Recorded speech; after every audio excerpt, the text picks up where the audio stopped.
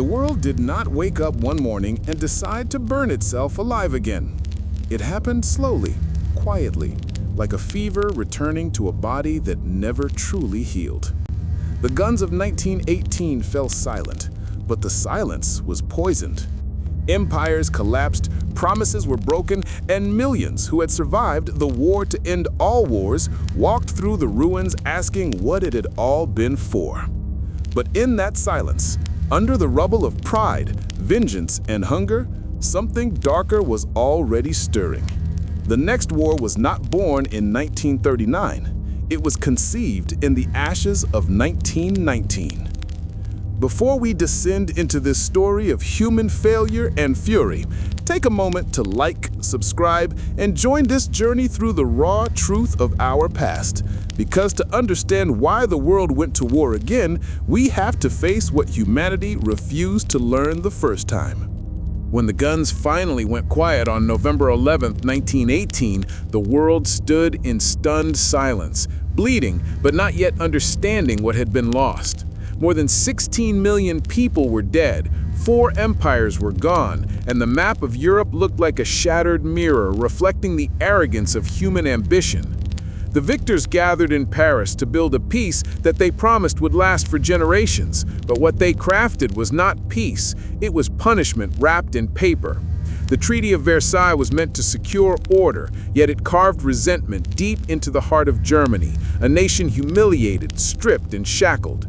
The Kaiser was gone, but the myth of betrayal, the stab in the back legend, spread through the German psyche like infection through a wound. The Allies redrew borders as if rearranging chess pieces, slicing through centuries of culture and ethnicity to create fragile new nations: Czechoslovakia, Yugoslavia, Poland reborn from the grave.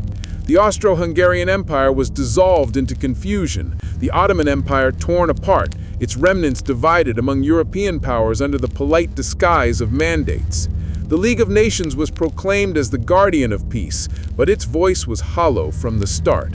America, whose president had dreamed it into existence, refused to join. France demanded reparations, Britain sought to preserve its empire, and Germany sank into despair.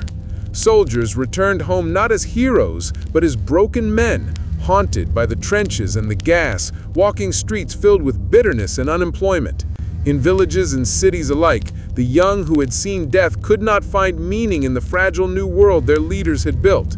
Revolutions flared, Bolsheviks in Russia, uprisings in Hungary and Germany, fascists in Italy. Ideals of liberty and justice that had fueled the war's rhetoric gave way to cynicism and rage. The so-called peace of 1919 was not an ending. It was the first act of a tragedy still waiting to unfold. Beneath the parades and speeches, the next war had already begun to breathe. Peace did not bring prosperity. It brought collapse. The 1920s began with hunger, hyperinflation, and humiliation, especially in Germany, where the value of money dissolved faster than trust itself. A loaf of bread that cost 1 mark in 1919 cost billions by 1923. People carried wages home in wheelbarrows and burned paper money for heat because it was cheaper than firewood. The middle class, the backbone of society, was destroyed, stripped of savings and dignity. In the eyes of millions, democracy had failed before it had even begun. The Weimar Republic, born from defeat, was despised from its first breath, seen as a weak, foreign puppet government imposed by Versailles. Meanwhile, France and Britain bled economically despite victory, drowning in debt to the United States. America itself, detached from Europe's misery, experienced a reckless boom of industry and speculation that masked the coming storm. Across the ocean, Japan sought markets and resources to feed its growing empire, while Italy, betrayed by its allies, boiled in frustration, its veterans marching under banners of anger and black shirts. The 1929 Wall Street crash was not just an American catastrophe, it was a global contagion. Factories shut down, banks collapsed, and millions were thrown into unemployment. The fragile economies of Europe imploded, governments fell, and extremist voices grew louder in the vacuum. In Germany, despair turned political. Ordinary people, desperate for stability, found themselves drawn to radicals promising salvation, whether through Red Revolution or nationalist rebirth. In Britain, austerity deepened resentment.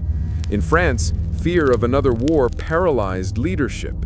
The world was lost between two illusions: capitalism bleeding out and communism rising as a dark alternative. It was a decade of false hope and silent terror, a time when people wanted not truth, but someone to blame. And soon, demagogues would give them exactly that. In the ruins of old Europe, new gods were rising, ideologies that promised certainty where democracy had offered only confusion. Fascism was the first to march from the wreckage.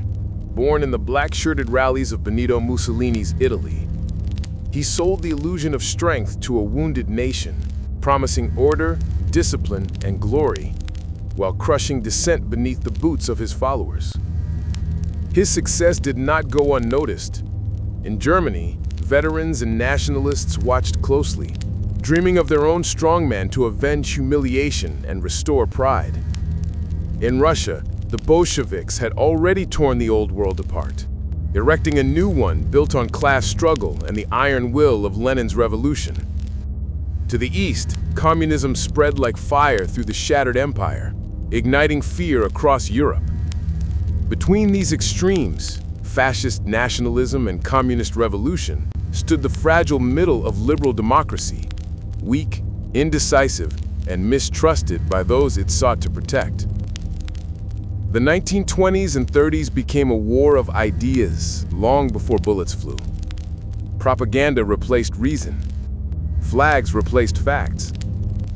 People who had once believed in progress now found meaning only in belonging to a party, to a nation, to a myth. In Germany, the myth took root that the nation had not lost the war but been betrayed by traitors within. Jews, communists, and liberals were cast as scapegoats for every wound. This poisonous fantasy would soon become the foundation of Adolf Hitler's political gospel. Meanwhile, across oceans and continents, militarists in Japan embraced a divine destiny to dominate Asia, just as Stalin's Soviet Union built a police state of paranoia and purges in the name of equality.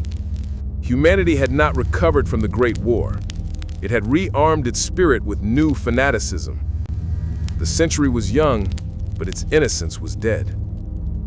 Out of the ashes of one global catastrophe, the ideologies that would ignite the second were already gathering their armies. In the chaos of post-war Germany, a failed soldier with fiery eyes and a broken sense of destiny clawed his way out of obscurity. Adolf Hitler, once a drifter and a rejected artist, found in Germany's humiliation the perfect stage for his rage. The bitterness of Versailles, the desperation of the Depression, and the chaos of democracy became his tools. He joined a small extremist group in Munich, the German Workers' Party, and transformed it into a movement of mass emotion, the National Socialist German Workers' Party, or Nazi Party. With hypnotic oratory and a talent for manipulating despair, Hitler told Germans what they wanted to hear, that their suffering was not their fault, that the fatherland had been betrayed by enemies within and without, that only unity under a single will could restore glory.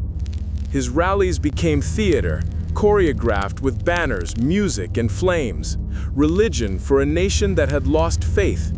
In 1923, he tried to seize power in the beer hall putsch, a farce that ended with his arrest, but even prison became propaganda.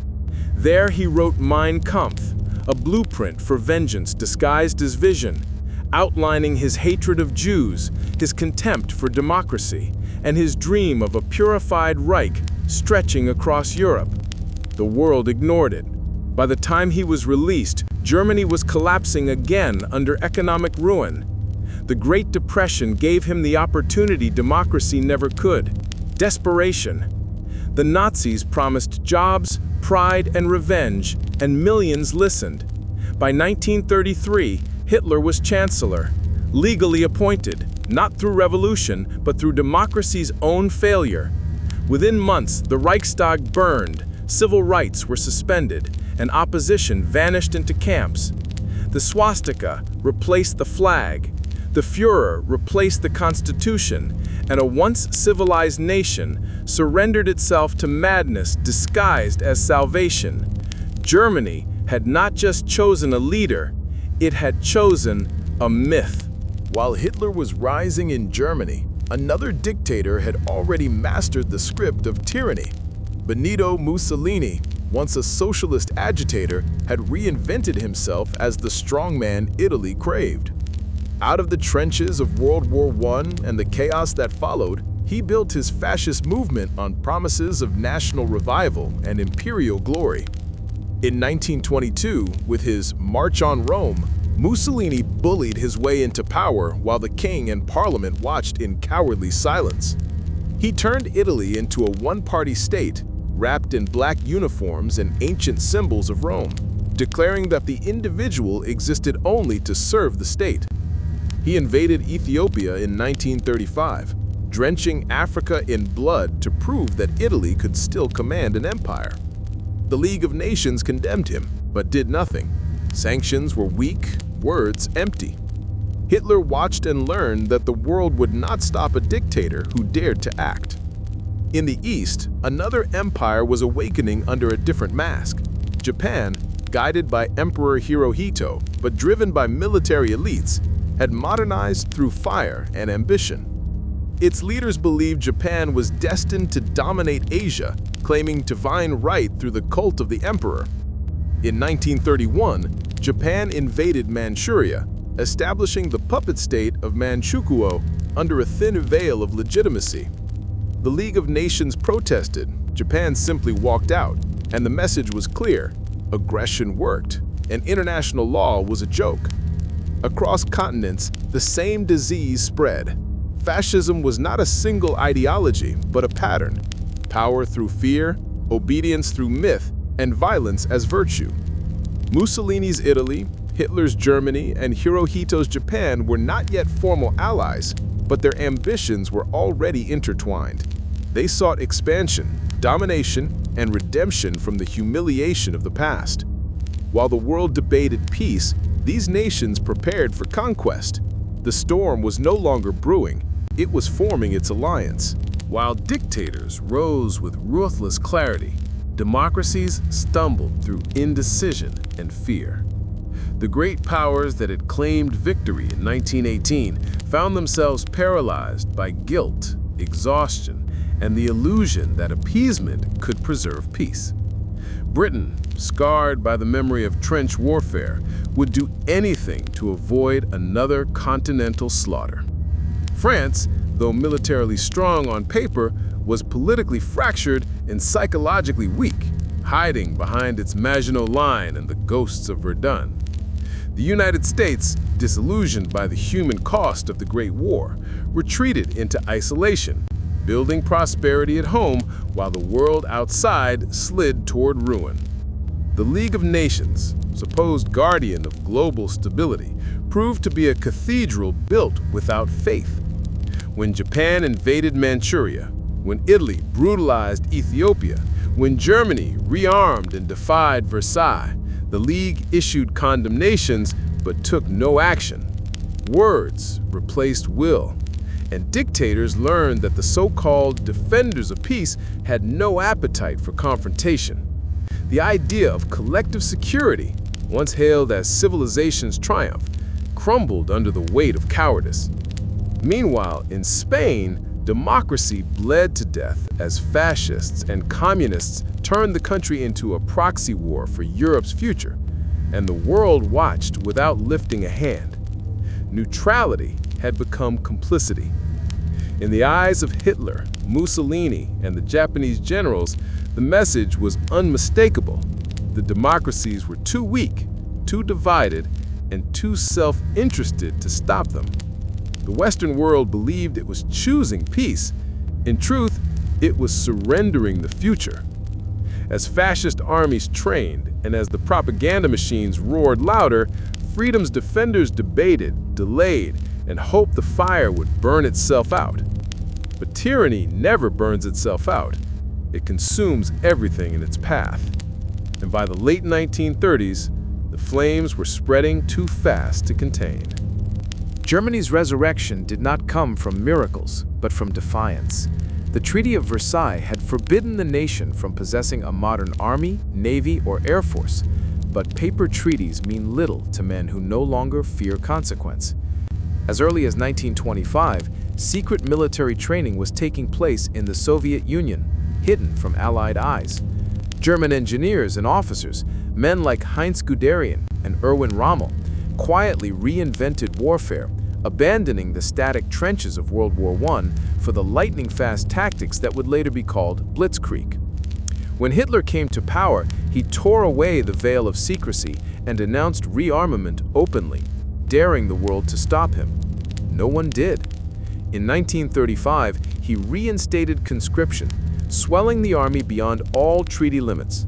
The Luftwaffe, forbidden entirely under Versailles, was reborn under Hermann Göring, while vast new industries rose to feed the war machine.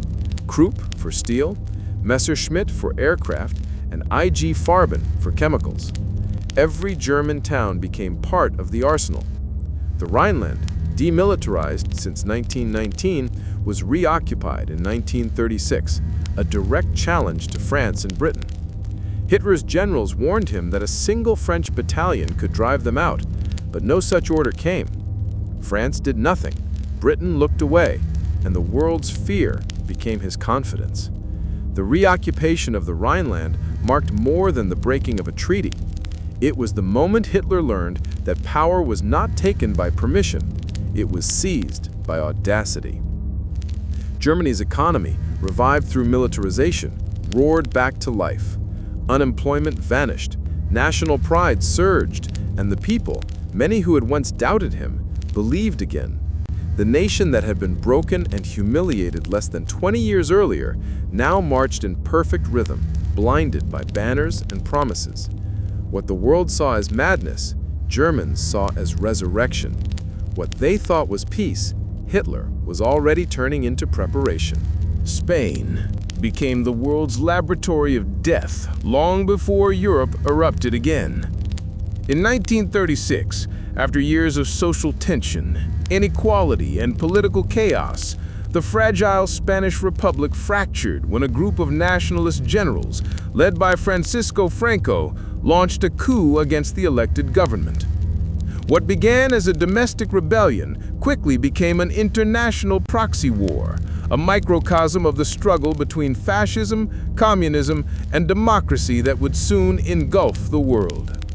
Nazi Germany and fascist Italy rushed to Franco's aid, sending aircraft, tanks, and troops disguised as volunteers. Hitler used Spain to test his new weapons and tactics. The infamous Condor Legion bombed the Basque town of Guernica in 1937, turning civilians into ash and painting the first horrifying sketch of total war. Italy sent tens of thousands of men, while Portugal offered support and supplies. On the other side, the Soviet Union armed and advised the Republicans, using the war to spread communist influence and to purge its own ranks under the shadow of Stalin's paranoia. Idealists from across the world, writers, workers, and dreamers, formed the international brigades, believing they were fighting to save freedom itself. But the democracies, terrified of escalation, declared non-intervention, a hypocritical neutrality that starved the Republic of support while fascists bombed its cities.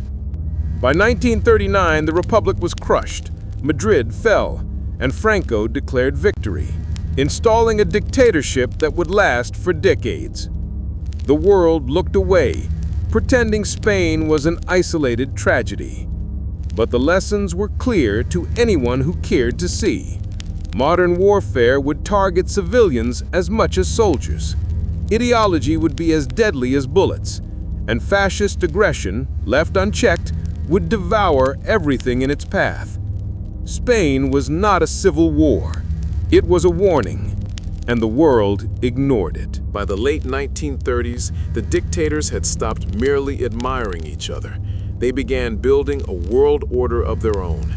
In 1936, Germany and Italy signed the Rome-Berlin Axis, a declaration of partnership that Mussolini boasted would divide the world's future between them. Not long after, Japan joined through the Anti-Comintern Pact, a treaty ostensibly aimed against the spread of communism, but in truth, a declaration of ideological kinship. Across 3 continents, regimes bound by brutality and ambition were aligning into a single front. They saw themselves as the heirs of empire, destined to reshape humanity through conquest and purity. For Germany, it was Lebensraum, living space to the east, carved from the bodies of Slavs and Jews. For Italy, it was the rebirth of Rome, a Mediterranean empire to wash away the shame of irrelevance. For Japan, it was the creation of a greater East Asia co-prosperity sphere, cloaked in the language of liberation, but driven by domination. While democracies stumbled over treaties and debates, the Axis powers trained, armed, and planned. Their militaries coordinated strategies, their propagandists shared ideas, and their spies mapped the weaknesses of the world. The Spanish Civil War had proven their weapons and their will. Now they sought opportunity.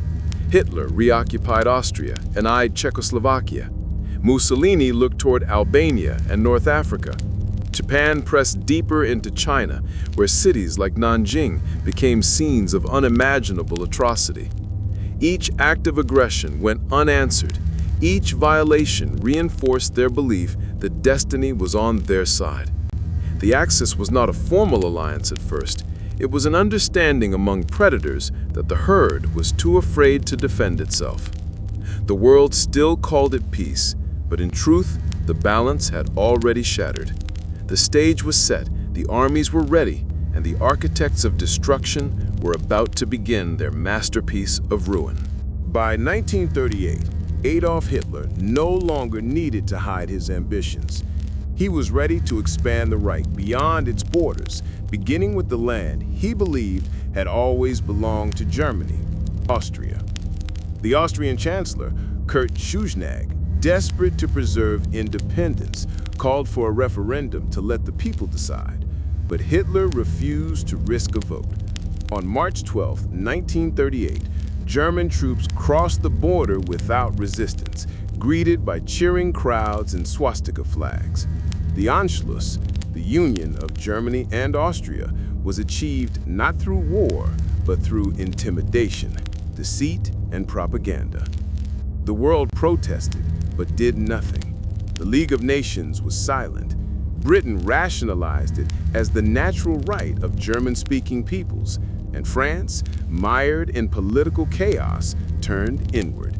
Emboldened, Hitler set his eyes on Czechoslovakia, a democratic state carved from the ruins of the Austro-Hungarian Empire, rich in resources and strategically vital. He demanded the Sudetenland, a region with a German-speaking minority, claiming it was oppressed. In truth, it was a calculated move to dismantle one of Europe's last functioning democracies. The Czech government turned to Britain and France for help, but neither had the stomach for war. Instead, they chose negotiation, a word that by 1938 meant surrender in slow motion. In September of that year, British Prime Minister Neville Chamberlain flew to Munich to meet Hitler, Mussolini, and French representatives. Czechoslovakia was not invited to its own dismemberment. The Munich Agreement gave Hitler everything he wanted without a single shot fired. Chamberlain returned to London waving the paper that promised peace for our time. It was not peace, it was betrayal dressed as diplomacy. 6 months later, Hitler took the rest of Czechoslovakia anyway, proving that appeasement does not feed peace. It feeds the appetite of predators. Europe had mistaken calm for safety, and by the time it realized the difference, the fuse had already been lit. As Europe trembled on the edge of war, 2 bitter enemies shocked the world by shaking hands in the shadows. On August 23, 1939, Nazi Germany and the Soviet Union, ideological opposites sworn to destroy each other, signed a pact of non-aggression. Officially, it was called the Molotov-Ribbentrop Pact, named after the foreign ministers who signed it in Moscow. Unofficially, it was an agreement to carve up the world between two monsters. The public text promised peace, but the secret protocol divided Eastern Europe into spheres of influence. Poland would be split in half, the Baltic states, Estonia, Latvia, Lithuania, would fall under Soviet control, and Stalin's Red Army would seize eastern territories that once belonged to the Tsar. Hitler, now free from the fear of a two-front war, prepared to strike west. Stalin, cynical and calculating, believed he had bought time to rebuild his purged and weakened army. Both men understood the pact was temporary, a truce between predators before the feast. To Hitler, it was a strategic masterpiece. He could attack Poland without fear of Soviet interference, while Western democracies, still paralyzed by their illusions, would once again hesitate. To Stalin, it was revenge cloaked as diplomacy. He would reclaim the lands lost after World War I and watch his capitalist enemies tear each other apart. When news of the pact reached London and Paris, this belief turned to dread. The last hope of isolating Hitler had vanished. In Berlin, champagne flowed as the ink dried on signatures written in betrayal. The world did not yet know that in less than 2 weeks, that paper peace would ignite the greatest war humanity had ever seen. The alliance between fascism and communism, two ideologies built on lies and blood, was not a partnership of trust, but of mutual contempt. It was, as one diplomat later called it, a marriage in hell. At dawn on September 1, 1939, the sky over Poland erupted with fire.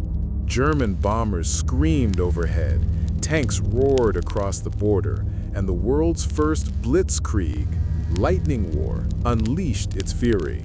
This was not a slow, grinding invasion like the Great War. It was speed, shock, and terror woven into one. Within hours, Polish defenses crumbled under the assault of combined air and ground strikes. Communication lines were severed, and civilians were bombed without mercy. German propaganda claimed Poland had attacked first, using a staged incident at Gliwice where German soldiers disguised as Poles assaulted a radio station.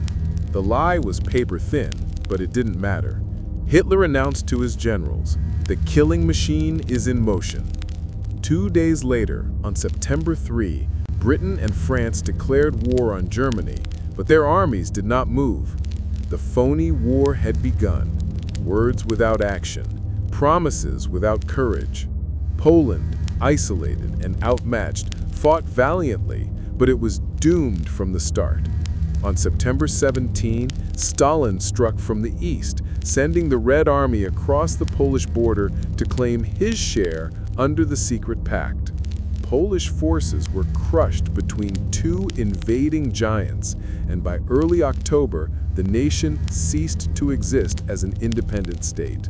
Its leaders fled into exile, its people fell under occupation, and its soil became a graveyard for millions. The Nazis began executing intellectuals and officers in a campaign to erase Poland's identity, while the Soviets carried out massacres like Katyn, murdering thousands of Polish officers in cold blood. Europe had once promised that aggression would not go unanswered, but as Warsaw burned, that promise was exposed as a lie. The world's fragile peace collapsed in less than a month. The Second Great War had begun, not with negotiation or diplomacy, but with the roar of tanks and the silence of those who once swore never again. The invasion of Poland was the match. Europe's collapse was the wildfire.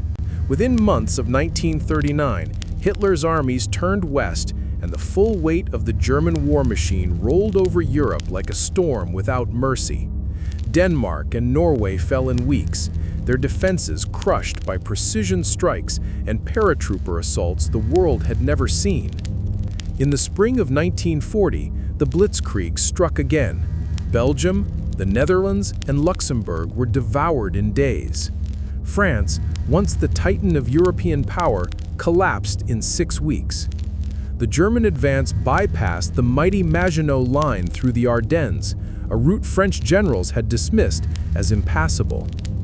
By June, Nazi troops marched through Paris while the French government fled south, signing a humiliating armistice in the same railway car where Germany had surrendered in 1918. History had come full circle, cruel and mocking. Britain now stood alone. Across the Channel, Hitler prepared Operation Sea Lion, the planned invasion of the British Isles. But first, he had to break their spirit. The Luftwaffe launched the Battle of Britain, raining bombs upon London, Coventry, and countless towns in an attempt to crush the island nation into submission. For the first time, Hitler's war machine met resistance it could not easily overcome. The Royal Air Force, outnumbered and exhausted, fought with desperate valor. Never in the field of human conflict, Churchill declared, was so much owed by so many to so few. But the price was unimaginable. Cities burned, children slept in underground stations, and the night sky glowed with fire. Hitler postponed the invasion, but his gaze shifted eastward, where the land and lives he truly desired awaited. In less than 2 years, Europe's freedom had been extinguished from the Arctic to the Mediterranean. The continent was now a fortress of tyranny, ruled by fear, guarded by swastikas. The old world order was gone, and what replaced it was far worse. As Europe burned, the flames spread across continents. Mussolini, desperate to prove that Italy was more than Germany's shadow, entered the war in June 1940, striking at France in North Africa. His armies, poorly led and ill-prepared, stumbled from one humiliation to another. In the deserts of Libya and Egypt, British forces pushed them back with astonishing speed, forcing Hitler to send his own troops, the Afrika Korps, under Erwin Rommel, to rescue his ally. The desert became a chessboard of steel and sand, where tanks dueled under the relentless sun, and supply lines decided victory or death. Meanwhile, in Eastern Europe, the Balkans erupted as Germany intervened to bail out Mussolini's failures in Greece, adding yet another front to an already consuming war. Across the globe, Japan's empire expanded relentlessly. Having already occupied Manchuria and much of China, Japan saw the European war as an opportunity to seize the colonies of the distracted Western powers. In 1940, Japan signed the Tripartite Pact with Germany and Italy, officially binding the Axis. The new order, they promised, was nothing less than global domination. In the Atlantic, German U-boats prowled beneath the waves, strangling Britain's lifelines, sinking merchant convoys faster than they could be replaced. Above them, the Blitz continued to rain terror from the skies, while in occupied Europe, resistance movements formed in shadows, fighting back with sabotage and defiance. In London and Washington, leaders understood that the war was no longer regional, it was planetary. Roosevelt's America, still officially neutral, became the arsenal of democracy, shipping weapons, food, and hope across the ocean to a Britain standing alone. Yet, neutrality had its limits, and even across the Pacific, Japan's ambitions were closing in. By late 1941, the world's borders, oceans, and skies had all become battlefields. The century that had promised peace and progress was now devouring itself. Civilization was burning, and the fire was far from over. On June 22, 1941, as dawn broke over the plains of Eastern Europe, 3 million German soldiers surged across the Soviet border in the largest land invasion in human history. Operation Barbarossa had begun, the betrayal of the pact, the breaking of all illusions. Hitler had always planned to destroy the Soviet Union, To him, communism was not merely an enemy, but a cancer that had to be exterminated. He spoke of Lebensraum, living space for the German people, and of a racial crusade to conquer the East and enslave its inhabitants. The Wehrmacht advanced with terrifying speed, divisions of tanks, motorized infantry, and aircraft slicing through Soviet lines in a display of mechanized brutality the world had never seen. Entire Soviet armies were encircled and annihilated. Millions of prisoners marched into captivity, most never to return. Cities fell like dominoes: Minsk, Smolensk, Kyiv. And by autumn, German troops were at the gates of Moscow. Behind the front lines followed the SS and the Einsatzgruppen, special killing units tasked with cleansing the conquered territories. They murdered Jews, communists, and anyone deemed subhuman in mass shootings that turned forests and fields into open graves. The war in the East was not a campaign, it was an apocalypse. Stalin, stunned by Hitler's betrayal, initially vanished from sight, but the Soviet people did not collapse. Factories were dismantled and moved east of the Urals, entire populations mobilized for survival. As the German army advanced, the Soviet Union's endless size, its winter, and its will began to turn the tide. When the snows came and the temperatures plunged below -30 degrees Celsius, Hitler's troops, unprepared for the cold, froze, starved, and died in the same soil they had sought to claim. Moscow did not fall. For the first time, the myth of Nazi invincibility cracked. Barbarossa had opened a front so vast that it would consume millions. It was the moment the war became total, the point at which ideology fused with annihilation, and Europe's fate was sealed in blood and ice. By 1942, the tide of war began, slowly and painfully, to turn. Hitler's empire had reached its furthest extent, stretching from the Atlantic to the Caucasus, but it was beginning to rot from within. The Nazis had overextended themselves, waging a war on too many fronts against too many enemies. In the East, the German advance stalled, and in North Africa, the myth of Axis invincibility began to crumble. At El Alamein, British and Commonwealth forces under General Bernard Montgomery halted Rommel's Africa Corps in a battle that broke the back of German ambitions in the desert. In the Atlantic, Allied convoys began to turn the tide against the U-boats through new technology: radar, sonar, and the breaking of the Enigma code. Across the skies, American industry, now fully mobilized, began producing planes, tanks, and weapons faster than Germany could destroy them. But the real turning point came in the East, where the fate of the world would be decided in one city: Stalingrad. In the summer of 1942, Hitler ordered his armies to seize the city that bore Stalin's name, seeing it as both strategic and symbolic. What followed was hell on earth.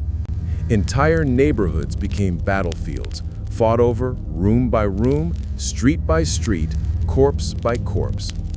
The city was reduced to rubble, yet neither side would yield. In the winter of 1942 to 43, the Soviet Red Army encircled the German Sixth Army, trapping nearly 300,000 men inside. Hitler refused to allow a retreat, and they were left to starve, freeze, and die. When the survivors finally surrendered, it was the first major German defeat of the war, and a turning point that could not be undone. Stalingrad shattered the illusion of German supremacy. From that moment on, Hitler's armies would fight not for conquest, but for survival. The tide of history had turned, and it would never turn back. As the tide turned, the Allies unleashed a campaign of destruction designed to break the Axis from the air. The skies over Europe became the new front lines. American B-17s and British Lancasters flew in waves, day and night, reducing cities to ashes in what was called strategic bombing. The theory was simple: destroy the enemy's factories, railways, and will to fight. The reality was horror beyond imagination. In Hamburg, Dresden, Cologne, ancient cities of art and culture, entire neighborhoods were turned into firestorms where oxygen itself was sucked from the air and people were incinerated where they stood. Germany had sown terror across Europe. Now terror came home. Meanwhile, in the Pacific, the United States waged a brutal campaign of island hopping, clawing back territory from Japan one blood-soaked beach at a time. Battles like Guadalcanal, Tarawa, and Iwo Jima became symbols of sacrifice and savagery. The Japanese, driven by the code of Bushido and the cult of the emperor, fought to the last man, refusing surrender. American forces learned that every victory would be bought with blood. By 1944, D-Day brought the long-awaited invasion of Western Europe. On June 6, Allied soldiers stormed the beaches of Normandy under relentless fire, pushing through walls of bullets, mines, and steel to open the road to liberation. It was the largest amphibious invasion in history, a testament to human courage and the unbearable cost of freedom. As Allied forces advanced from the west and Soviet armies from the east, Hitler's Reich began to crumble. In the Pacific, the U.S. air raids on Tokyo reduced the city to rubble, killing over 100,000 civilians in a single night. Yet even as Germany's cities burned and Japan's empire cracked, their leaders refused to yield. The war was now driven not by logic, but by fanaticism. The skies, once symbols of progress, had become instruments of apocalypse. And in that fire from the sky, the modern age revealed its darkest truth. Humanity had learned how to destroy faster than it could comprehend why. By 1945, the nightmare was collapsing under its own weight. In Europe, the Red Army surged westward, crushing what remained of Hitler's armies and unleashing vengeance for 4 years of slaughter. From the west, Allied forces crossed the Rhine, liberating camps and towns that revealed the full horror of Nazi rule. In the ashes of Auschwitz, Treblinka, and Bergen-Belsen, they found the unthinkable: mountains of bodies, survivors too weak to stand, and the industrial machinery of genocide. The Holocaust, which had murdered 6 million Jews and millions of others deemed unworthy of life, was no longer a rumor. It was a stain on the conscience of humanity itself. In Berlin, Hitler, trapped in his bunker, raged against reality as the city crumbled above him. On April 30th, 1945, he took his own life, and the Reich he had promised would last 1,000 years ended in 12. A week later, Germany surrendered unconditionally. But even as Europe breathed its first fragile sigh of relief, across the Pacific, the war raged on. Japan refused to surrender, clinging to the dream of honor through destruction. Then, in August 1945, the world crossed the line from which it could never return. The United States dropped atomic bombs on Hiroshima and Nagasaki, vaporizing cities in seconds, killing over 200,000 people, and demonstrating that humanity now possessed the power to annihilate itself entirely. Emperor Hirohito finally surrendered, and World War II, the deadliest conflict in human history, came to an end. Over 70 million lives had been lost, cities turned to dust, empires dissolved, and the world split in two, the capitalist West and the communist East, locked in a new tension that would soon be called the Cold War. The war's end was not peace, it was a pause before the next fear. Yet amid the ruins, humanity built something new. The United Nations, the Universal Declaration of Human Rights, a fragile hope that maybe, just maybe, the lessons written in blood would not be forgotten. But the reason behind World War II was not fate, not inevitability, it was human failure. The arrogance of leaders, the silence of nations, the hunger for revenge, and the blindness to suffering. History did not repeat itself by accident, it was repeated by choice. And as the smoke cleared, one truth echoed through the rubble of a broken world. Those who forget the cost of war are doomed to pay it again. If this story moved you, If you believe history must be told as it was, raw, unfiltered, and true, like, subscribe, and share this journey. Because remembrance is resistance, and only by confronting the past can we hope to shape a future that does not burn the same way again.